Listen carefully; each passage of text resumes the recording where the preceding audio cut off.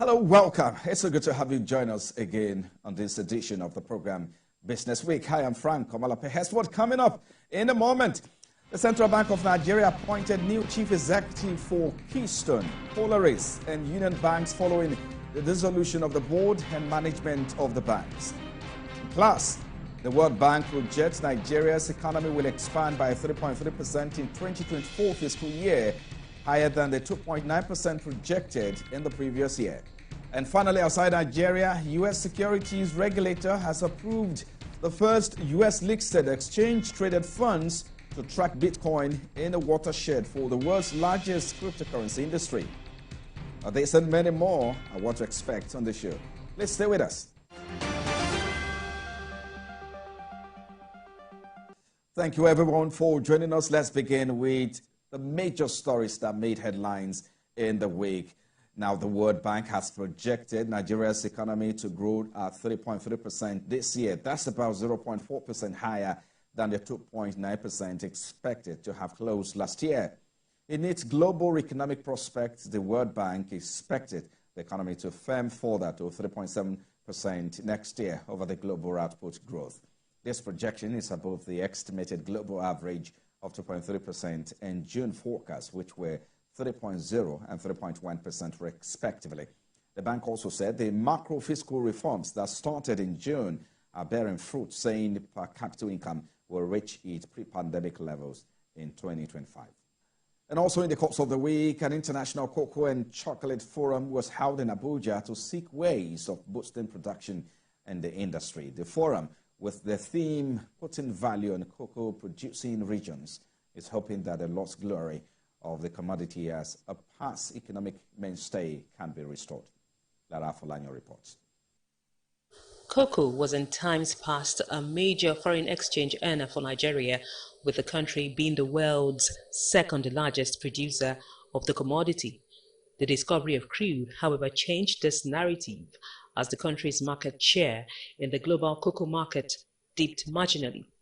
Data from the country's export promotion authorities show Nigeria, however, remains a key player in the global cocoa industry, with an over 6% share of world production, which is expected to hopefully increase in the coming years by at least 4% per annum. This international cocoa and chocolate forum is now seeking ways the commodity's improved production in Nigeria can become a reality. Across the countryside, value is being added to the raw growth and to the agricultural products. I wholeheartedly agree with the conveners that a major key to achieving this broad vision is to create a cocoa culture that makes investing in industry attractive. Only when we have people who can put their mind into it, who can generate attention and value, then only can we realize.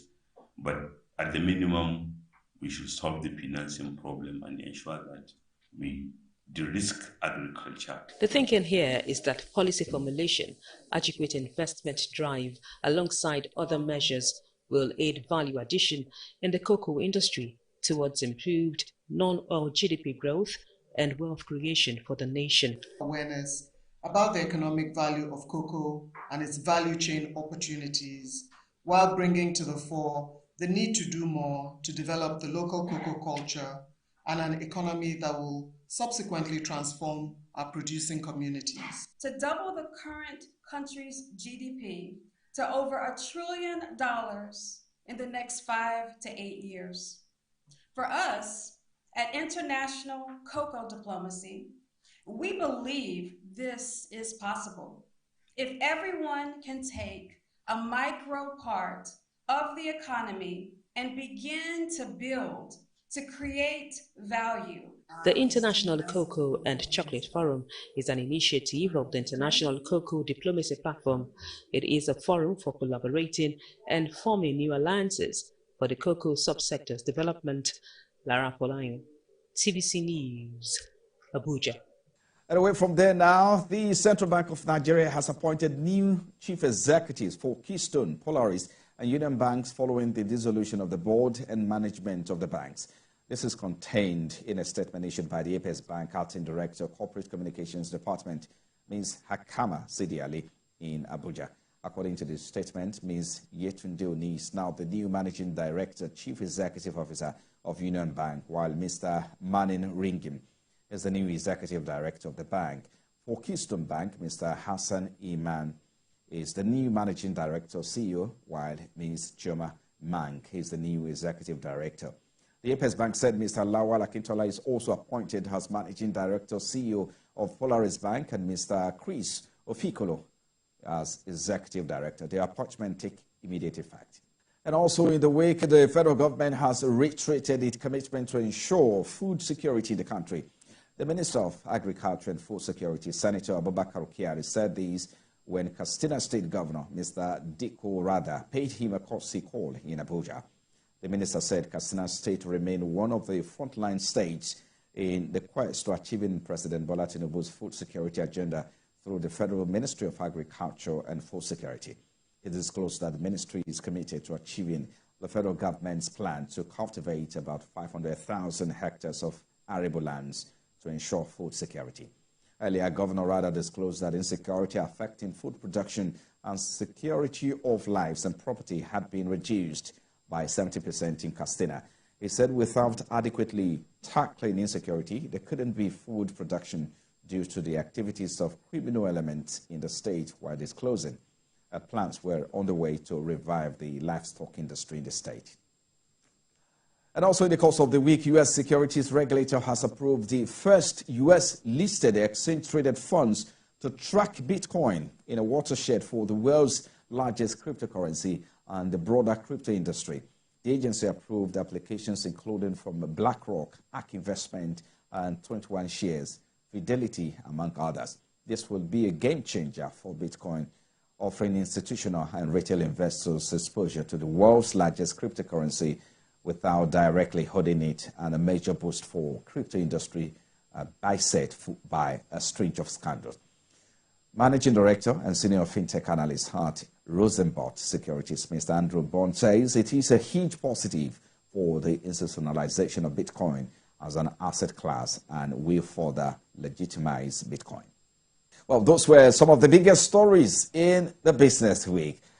Well, after this break, the 2024 fiscal year and macroeconomic environment in Nigeria present a mixed outlook for the business and investment climate. Well, that's a talking point after we return from this short break. Let's stay with us. Thank you, everyone, for joining us. You'll be watching Business Week coming to you from our studios here in Lagos. Let's get into our conversation for today now. The 2024 fiscal year and macroeconomic environment in Nigeria present a mixed outlook for the business and investment climate. Despite facing challenges such as global economic slowdown, persistent inflation, and weak economic fundamentals, the country's economy is expected to grow modestly, with real GDP growth projected to range between 3.3% in 2024 and 3.7% in 2025, according to World Bank projections. According to experts, high inflation, tight financial conditions, and financial constraints may persist in the first half of the year. But what are the potentials in the 2024 fiscal year? Well, that's the biggest question as we get talking now. I've been joined by the lead partner at Cardinal Professional Services, Mr. Emmanuel Onasami. He joins me virtually now. Thank you for joining us, Mr. Onasami, for your time. Let's get started this way. The Presidential Enabling Business Environment Council, PEBEC, report shows that the economy is poised to improve greatly in 2024, given the ongoing macroeconomic reform agenda of the federal government. So this optimism has also been corroborated by the bank, the World Bank's projection that the economy will grow by 3.3% in 2024 and 3.7% in 2025 accordingly. So let me ask you, what do you make of these projections?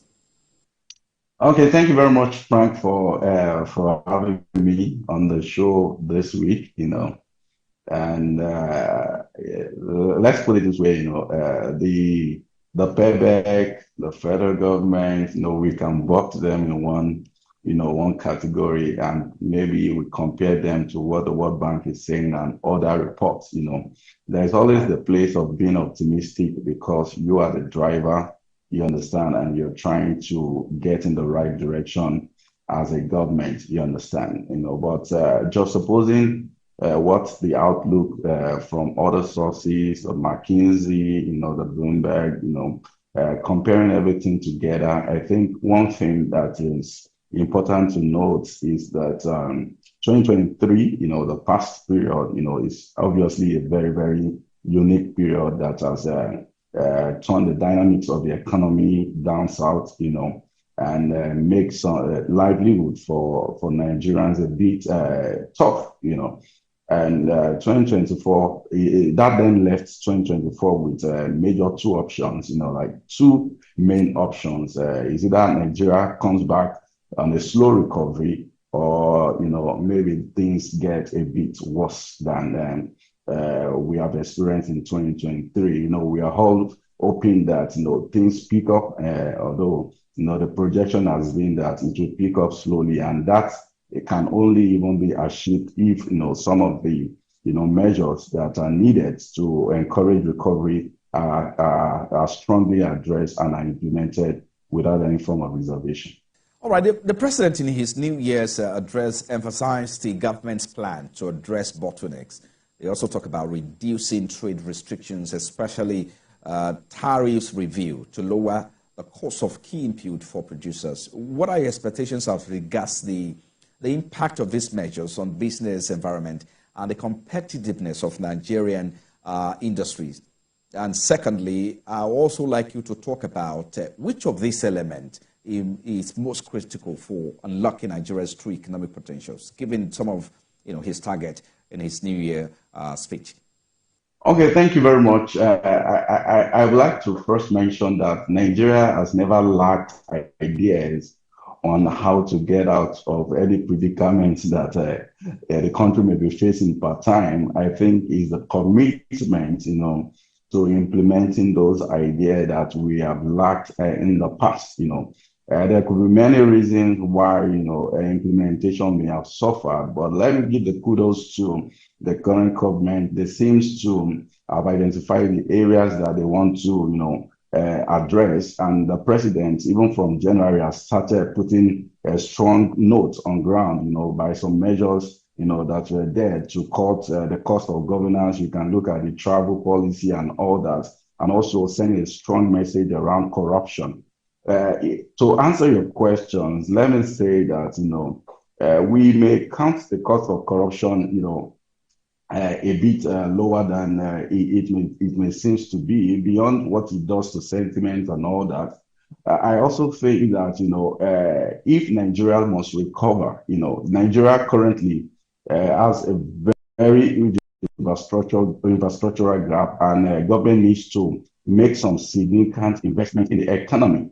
And if you look at the way corruption works, you find a budget, and if at all any element of that budget is padded for the purpose of being siphoned, you realize that although the country is borrowing for proposed impact, the impact that is supposed to be, experienced by the people through those borrowings may not be experienced, where those funds are not properly utilized for the purpose of governance and are siphoned through corruption. So corruption still stands as a major bane to whatever recovery that we are going to experience in 2024. So more stronger notes and more stronger measures around curbing corruption and ensuring that whatever fund Nigeria as an economy is able to garner or borrow for the purpose of development is actually plugged into the economy to stimulate the economy and give some level of relief to the economy. And as such, I think one of the things that I would love the government to be very, very decisive about in 2024 is to send stronger message on corruption and see to it that whatever has been appropriated in the is used for the purpose of stimulating the percent, you will see the economy based on that alone. But if that is not the case, you will see many leakages, and we keep borrowing money, but we can't see the impact, in the economy. Well, interesting analysis here. Pardon me to cut in. Talking about sending strong messages on corruption, I believe the president has begun with suspension of some of the members of his cabinet. But let's talk about the need for reforms at the subnational level. Where do they come in to support the effort at the federal government level? And secondly, what specific reforms do you suppose are required at the subnational level to further improve the business climate environment across the 36 states of the Federation? Oh, thank you very much. And I was going to speak to that, but thank you for raising that question.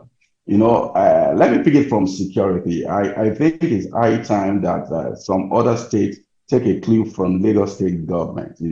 When it comes to the issue of security, beyond what the federal government is doing to tackle security, the governor of every state is the #1 security officer, the chief security officer of the state.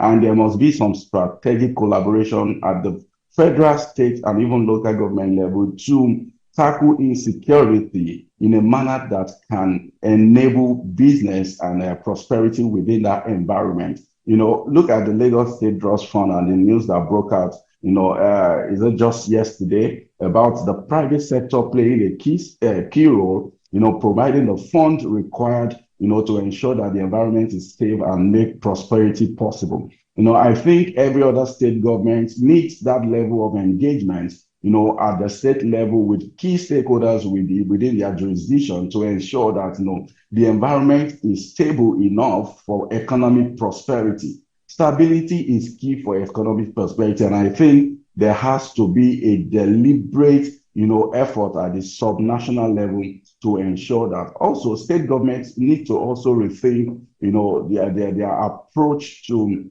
generating sustainable IGR, within the economy. A focus in the past has been on federal allocation and maybe some level of state internally generated revenue through taxes that are collected, subnationally.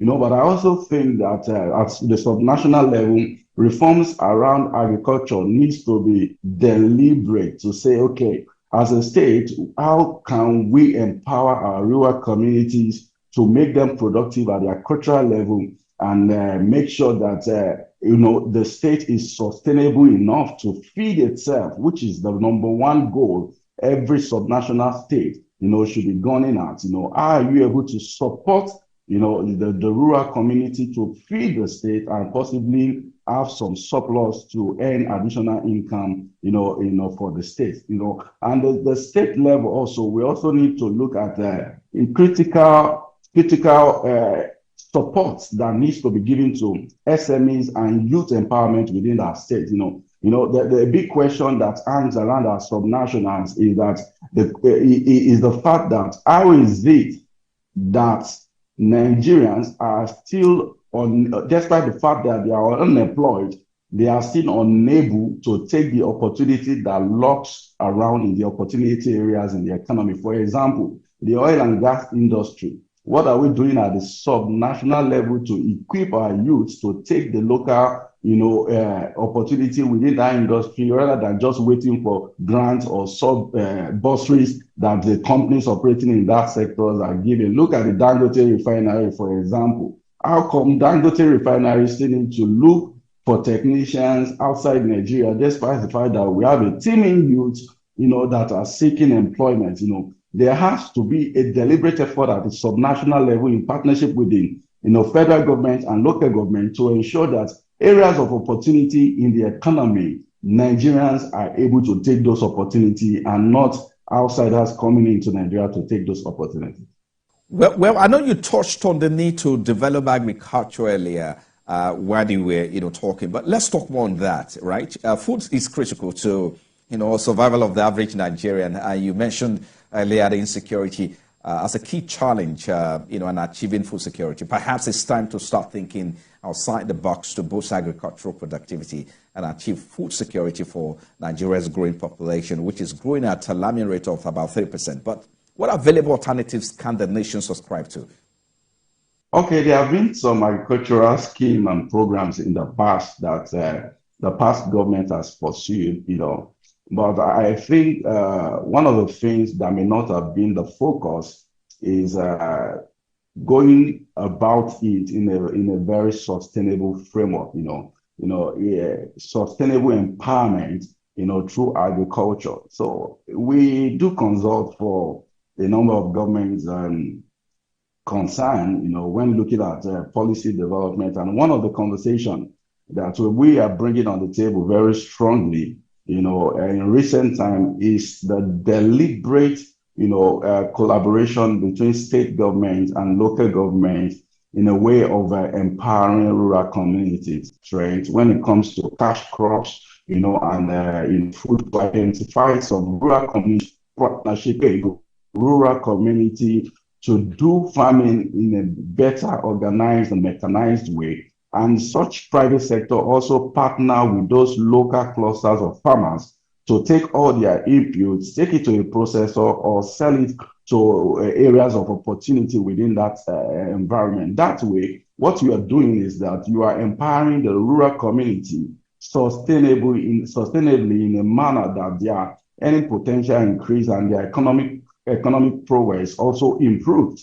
That way, you are also reducing the tension on the urban city. There won't be any pressure for anybody to leave the rural community for the society, because if I plug in into the agricultural initiative, I can earn maybe 100K or 120K monthly through the scheme, and then I will find wherever I am. There's no pressure for me to say I'm going to Lagos or I'm going to Abuja or Port Harcourt to go and look for better livelihood. You see, we need to rethink, agricultural empowerment and sustainable development through agriculture in that manner, such that we are empowering our rural community, and where the state can then focus on some maybe significant and strategic cash crops for the purpose of state strength, in that regard. So that's where we are currently looking at it from the agricultural perspective. But you will agree with me that where security is not, secured, even the environment is not secured, then all these strategies are just, balloon dreams, and we may not be able to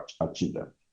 Well, I'm going to let you go in a moment, but just before then, give us your outlook for Nigeria's business and investment climate for the 2024 fiscal year. From the services sector perspective, what should we be expecting? So you were asking for our outlook for 2024 from a business perspective, isn't it? So for me, I think the first thing is I will mention that businesses need to be strong on liquidity, and especially for people that are in the manufacturing and productive sector. Liquidity will be king in 2024 as much as possible. If you want to unlock liquidity or get additional funding, from your stakeholders, this is the year that you need that shock, you need that shock absorber, in order to be able to weigh the storm.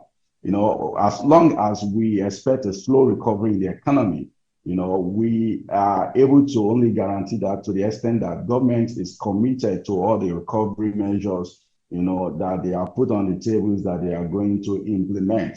Where this is lacking for any reason, whether political reason or, for any other reasons that those measures are not implemented as fast as possible, we still expect inflation to be a bit high, if those measures are not there. And then, the point from January, if we continue in this trend, there could be some ray of hope. But like I said, liquidity is key in 2024. And you also want to then look at, as a business, how can you, re-engineer your OPEX, which are operating expenses, do a re-engineering of your OPEX to see elements that can be possibly reduced or eliminated as the case may be. And lastly, you also want to seek alternatives, to some of the goods and services that you consume, for you to be able to survive within the environment. Well, I think a good place to let you go. Thank you so much for your time, Mr. Emmanuel Onasami, lead partner at Ikadna Stone Professional Services. Thank you for your time. Thank you very much, Frank, for having me. Thank you. Well, you've been watching Business Week coming to you from our studios here. Just before I let you go, let's tell you that Forex turnover grew in the week by 148.95% to $242.6 million US dollars as the Naira gained marginally against the dollar on Wednesday, 10th January 2024. The official markets will remain above the 1,000 Naira to the dollar threshold. Data from the NAFEM, where Forex is officially traded, shows that domestic currency appreciated by 0.66% to close at 1,082 Naira 32 kobo to the dollar at the close of business. Similarly, the Naira gained marginally at the parallel Forex market, where Forex is sold unofficially. The exchange rate quoted at 1,240 Naira to the dollar, representing a 0.40% increase over what it closed the previous day, while peer-to-peer traders quoted around 1,252 Naira 60 kobo to the dollar. Well, that's our show this week. Thank you for watching. I am Frank Komalape. I'll see you again.